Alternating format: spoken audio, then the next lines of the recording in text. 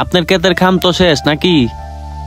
আসসালামু আলাইকুম ওয়া রাহমাতুল্লাহ। চাচা ওয়ালাইকুম আসসালাম ওয়া রাহমাতুল্লাহি ওয়া বারাকাতুহু। চাচা জানেন তো এই মাসের 16 তারিখ আমরা একটা ওয়াজ মাহফিলের আয়োজন করছি। তো এখানে ভালো একটা বক্তা আনতেছি, বড় প্রায় 1 লাখ টাকা লাগবে বক্তা আনতে। তো আপনি যদি চান সেখানে শরীক হইতে পারেন। হ্যাঁ বুঝছি, ওয়াজ মাহফিল করা তো খুব ভালো কাম। তবে কত এরা দর্শক? চাচা যে যাই পার দিতেছে। আমি কত দিতাম তাইলে? চাচা এনে কিন্তু একটা কথা আছে, আপনি যে জাফারে তো দিতেছে ঠিক আছে, কিন্তু যে 1000-এর বেশি দিতেছে তার নাম কিন্তু ওয়াজের মাঝে আপনার বড় বক্তা মাইক দিয়ে কই দিব, তার নাম ঘোষণা করে দিব যে সে এত টাকা দিছে বা। ও বুঝছি। তো আমার নামটা লেখিয়া 5000 টাকা লেখিয়া তো। তো চাচা কই টাকাটা দেন। এই ভাই নামটা লিখলেন।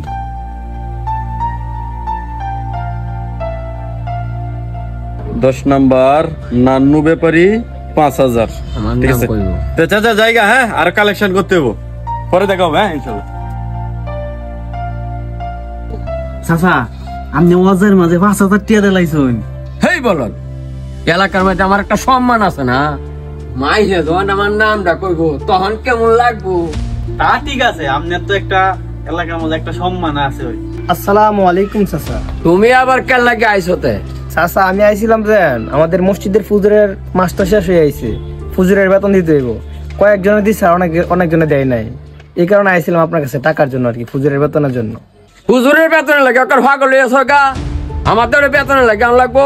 আমিও তো হুজুরের দ্বারা যাই এমনি। চাচা সবাই তো নিতাছি, তো এলাকায় বাইরেছি কালেকশন করতেছি, আপনার সামনে পাইছি এখন আপনার কাছে আইছি আর কি, থাকলে দিয়ে দেন টাকাটা। টিয়া লাগে তোমার আম লাগবো, আমি টিয়া দেম না, 100 টিয়া হইতো। এই কারো আমার বাইকেও তো 100 টাকা নাকি? নাও। আমার সামনে তুই টিয়া দিলাস, মাত বড় হয়েছ গা। হ্যাঁ মাত বরাবর কি আছে চাচা, হ্যাঁ বাগের টিয়া হ্যাঁ দিয়ে দিছে। মসজিদের বেতন ফুজুরের বেতন এটা আপনার দেওয়ার হক, আপনার দায়িত্ব, এটা আপনি দিতেছেন না। ও পাইছে দিয়ে দিছে, আপনি দিয়ে আইসেন। গেলাম, আসসালামু আলাইকুম। এই স্যার কেলারি এত আস্তা বেদ হুজুরের বেতনে লেগে করে আমার দ্বারা করে তাই তো না কি করবো, আপনি বেতন দেন না রে। আজ মাসের কয় তারিখ? আমি বেন গরিব মানুষ, টিয়া পয়সা কামাইতাম পারি না, তারপরে তো বেতনটা দিয়া দিছি, দেরি হইল। আপনি তো ইডো দিলেন না। এই তুই কিন্তু কথা বেশি কইতাছস। বেশি কথার কি হইলো চাচা? একটু আগে দেখছি না ওয়াজ মাহফিলের লাগে আইছে, ওই ওয়াজের মধ্যে মাইহে আপনার নাম কইবো, আপনার সম্মান বাড়বো, এই কারণে আপনি 5000 টাকা দিয়ে দিছেন। আর হুজুরের বেতন দিল তো এটা কেউ জানতো না, এটা তো সবাই দেয়, এই কারণে আপনি দিতেছেন না। চাচা আপনার মা বাপ যে মারা গেছে তখন কার কাম লাগছিল? এই বড় বক্তায় আপনার মা বাপের জানাজা পড়াইছি নাই মসজিদের হুজুরে জানাজার পড়াইছে?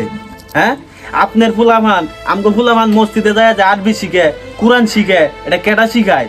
এই মসজিদের হুজুরে শিখায়।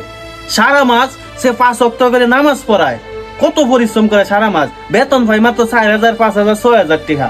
এই বেতন দিতে পারি না আমরা, এই বেতন দিতে গেলে আমরা সবাই হাঁপায়া যাই। চাচা আমারে ভুল বুঝছেন না, আমি তো মূর্খ সূর্খ মানুষ। তবে ওয়াজ মাহফিল টেহা পয়সা দেওয়ান যা, ওয়াজ মাহফিলে টেহা দেওয়া আল্লাহর রাস্তায় দেওয়া হইলো, মসজিদে টেহা দিল এটা আল্লাহর রাস্তায় গেল। কিন্তু কথা হইতাছে আপনার এলাকার মসজিদ যেখানে আপনি নামাজ পড়েন 5 ওয়াক্ত হুজুরের পিছনে, এই হুজুরে এত কষ্ট করে, হুজুরের টাকাটা আগে দেয়া দিবেন। হুজুরের তো বেশি টাকা না, বাগে 100 টাকা 150 টাকা করে পড়ে এক এক ঘরে নাকি? এই হুজুরের টাকাটা না দিয়া আপনারা একটা বক্তা আনবেন, মাত্র 1 ঘন্টা নাহলে আধা ঘন্টা একটু মনে করেন ওয়াজ টাজ করে হ্যাঁ যাইব গা। হ্যাঁ 1 লাখ টাকা দিয়ে আনা লাগে, টিয়া কি গাছে ধরে? হ্যাঁ 1 লাখ টাকা দিয়ে নাই না, হুজুরের বেতনটা বাড়াইয়া দেন। মাসে কয়টা শুক্রবার? 4টে শুক্রবার। 4টে শুক্রবারে হুজুরে যে কুতবা দেয় মসজিদের মধ্যে, কত সুন্দর বয়ান করে, এটা কি ওয়াজ করা হইলো না? হ্যাঁ এই হুজুরের মুখে ইসলামের বয়ান শোনা যে কথা, একজন বড় বক্তার মুখে ইসলামের বয়ান শোনা একই কথা। না রে বাজান, আমার ভুল হয়েছে। আসলে এই মান সম্মান বাড়াইতে গিয়ে আমি হেন 5000 টাকা দিয়েছি, আর সারারে 100 টাকা দিলাম না। কামটা আমার খুব ভুল হয়েছে রে। তুই ঠিক কইছ, হুজুর সবসময় কামে লাগে।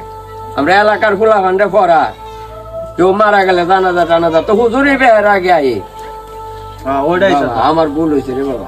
না সমস্যা নাই, ভুলের কি আছে, আপনি মুরব্বী মানুষ, তবে আমি ছোট মানুষ হিসাবে এতটুকুই কইলাম আর কি। আমি যাইগা, কাম আছে, আবার কাম হরণ লাগবো।